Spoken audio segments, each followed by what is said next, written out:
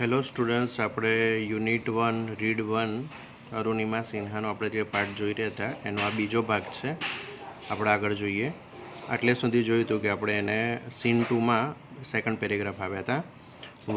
One morning my brother in law, my sister Lakshmi's husband Sahib suddenly asked me, Everest ચઢોગી? He had just read an interesting piece of the information in the newspaper. એના brother in લો એટલે એના જીજાજી હતા. એને ન્યૂઝપેપરમાં એક article વાંચ્યો અને એમાંથી એમને મને પ્રશ્ન પૂછ્યો કે તારે એવરેસ્ટ સર કરવું છે. નો ફિમેલ એમ્પ્યુટી હેડ એવર સ્કેલ એવરેસ્ટ. એમ્પ્યુટી એટલે હેન્ડીકેપ, મતલબ કે જેના પણ શરીરનો કોઈ એક અંગ તૂટી ગયો હોય એને એમ્પ્યુટી કહેવાય. એટલે એમને એવું કીધું કે એવરેસ્ટ ચડવામાં કોઈ એમ્પ્યુટી, ફિમેલ એમ્પ્યુટીએ હજુ સુધી રેકોર્ડ નથી બનાવ્યો. તો શું તું તારે ચાન્સ લેવો છે? I was amused. અમ્યુઝડ એટલે surprise. I have lost a leg and you are talking of Mount Everest. I started talking to myself. If I could take a shot of Everest and succeed, I would become the first female amputee to hold that record. પછી એને વિચાર આવ્યો, પહેલાં તો એને ના પાડી, પણ પછી એને વિચાર આવ્યો કે મને ચાન્સ લેવામાં શું વાંધો છે. જો શક્ય છે હું ચાન્સ લઈ લઉં અને જો કદાચ વિનર બનું તો મારું નામ ફર્સ્ટમાં આવી જાય. ફર્સ્ટ ફિમેલ એમ્પ્યુટી છે કે જેને આ રેકોર્ડ સર કર્યો. એટલે વિચાર કરે છે.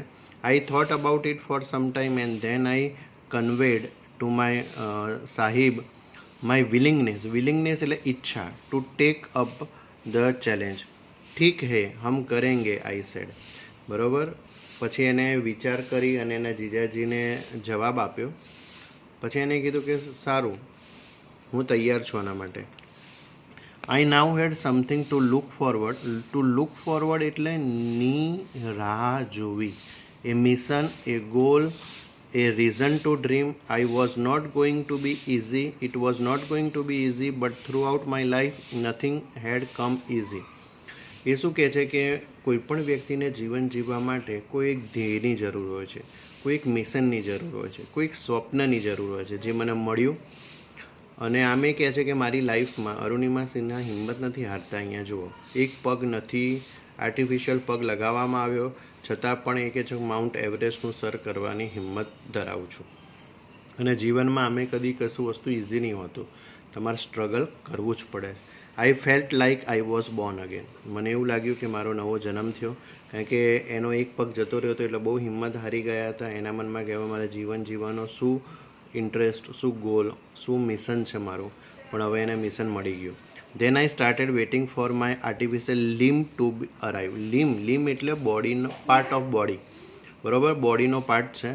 When it finally arrived I was overjoyed. બરાબર, જ્યારે આવ્યું, મતલબ એનો લેફ્ટ લેગ, આર્ટિફિશિયલ લેગ આવ્યો, ત્યારે ઓવરજોયડ એટલે આનંદ વિભોર બની જાઓ. The artificial leg felt almost like my real leg. I could hardly feel the difference. એ શું કહે છે કે મારો આર્ટિફિશિયલ લેગ જ્યારે મને બતાવવામાં આવ્યો ત્યારે મને એવું લાગ્યું કે આ મારો રિયલ લેગ જ છે. બરાબર, હાર્ડલી ફીલ ડિફરન્સ. એમાં રિયલ લેગ અને આર્ટિફિશિયલ લેગમાં હું ભાગ્યે જ ભિન્નતા કરી શકી. I had started falling in love with this stranger whom I was wedded for life. I had set my eyes on a mountain and I needed to prepare myself with the help of this stranger. એટલે મારી આંખો છે, બરાબર, એ હવે mountain તરફ જ સ્થિર થઈ અને મેં મારી તૈયારી કરી. આ સ્ટ્રેન્જર એટલે લેગ માટે કહે છે. આ સ્ટ્રેન્જર થ્રુ હું હવે મારી નવી લાઈફ શરૂ કરવા જઈ રહી છું. સીન 2 અહીંયા પૂરો થયો છે. સીન 3 તરફ જઈએ. On 18th February 2012, almost a year after I was pushed out of the train, I set out for the training institute set up by Bachendri Pal near Uttarkasi. એક વર્ષ થઈ ગયું. 28મી ફેબ્રુઆરી 2012 કે એના એક વર્ષ પહેલાં મને ટ્રેનની બહાર ફેંકી દેવામાં આવી હતી અને અત્યારે એક વર્ષ પછી હું ઉત્તરકાશીમાં સ્થિત બચેન્દ્રી પાલ એ ફર્સ્ટ ઇન્ડિયન વુમેન હતી કે જેને એવરેસ્ટ સર કર્યો હતો. એને ટ્રેનિંગ આપતા હતા, બરાબર, અને એક વર્ષ પછી હું અહીંયા છું, એનો એ આનંદ વ્યક્ત કરે છે. I called up Bachendri Pal to tell her that I had reached Uttarkashi. She was surprised at how quickly I had reached. Bachendri પાલને કોલ કરીને કહે છે કે હું ઉત્તરકાશીમાં પહોંચી ગઈ છું. ત્યારે એને એકદમ બચેન્દ્રી પાલને સરપ્રાઇઝ લાગી કે ફટાફટ તું અહીંયા પહોંચી ગઈ. After this my confidence skyrocketed એટલે આકાશને અડી જાય એવું.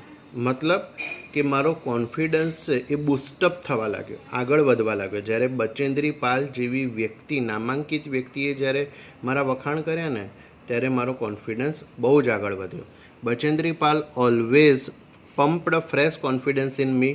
Arunima, you are far better than others.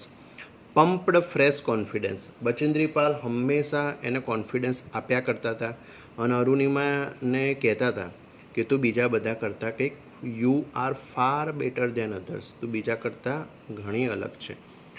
This people seemed to be suffering from an handicap, not you.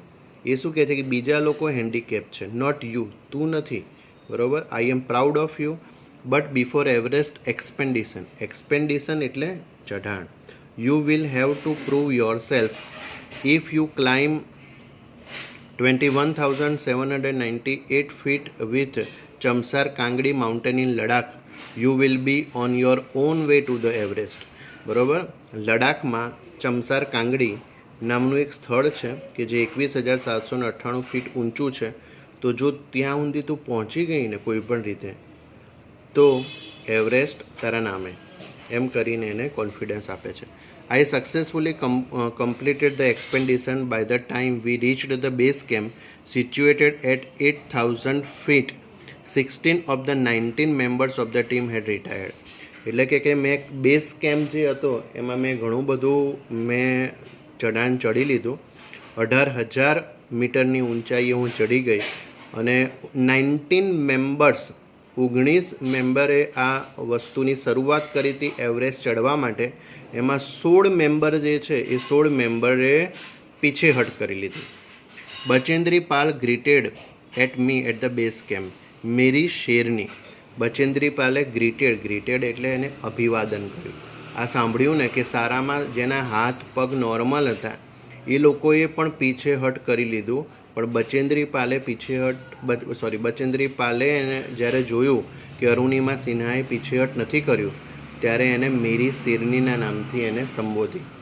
C said and took me in her warm embrace. Warm embrace એટલે મતલબ ભેટવું. એ એને આ કીધું અને મને ભેટી પડે. In the evening Bachendri Pal announce that I was finally ready for Everest.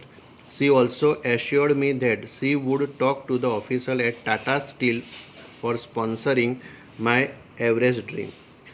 Bachendri પાલે એક બીજા સારા સમાચાર આપ્યા એને કે જો તું આ સર કરી દઈશ તો મેં એક સ્પોન્સર પણ શોધી લીધા છે, ટાટા સ્ટીલવાળા, કે તને સ્પોન્સર કરશે કે જેના કારણે તારો જે ખર્ચો છે એ ઉપાડશે. સીન 4 તરફ જઈ રહ્યા છે. I arrived at the Everest base camp on 11 April 2013. Near about 2 years has passed since I was thrown out of the moving train. 11 April 2013ના દિવસે હું એવરેસ્ટના બેઝ કેમ્પમાં આવી ગઈ અને 2 વર્ષ પસાર થઈ ગયા કે જ્યારે મને મૂવિંગ ટ્રેનમાંથી ફેંકી દેવામાં આવી હતી. At the camp nobody seemed to know that I had an artificial leg. આ એટલી બધી હિંમતવાળી હતી કે ત્યાં આગળ કેમ્પની અંદર બીજા બધા માણસોને કોઈને ખબર નહોતી કે મારે આર્ટિફિશિયલ લેગ લગાવેલો છે. એ નોર્મલ વ્યક્તિની જેમ જ બિહેવ કરતી હતી ને ચાલતી હતી. One day while returning my left leg got wet with snow because I had slipped a couple of times on the slippery surface.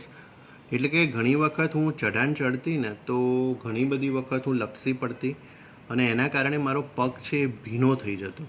Next morning I left the artificial leg out of this to sun to dry.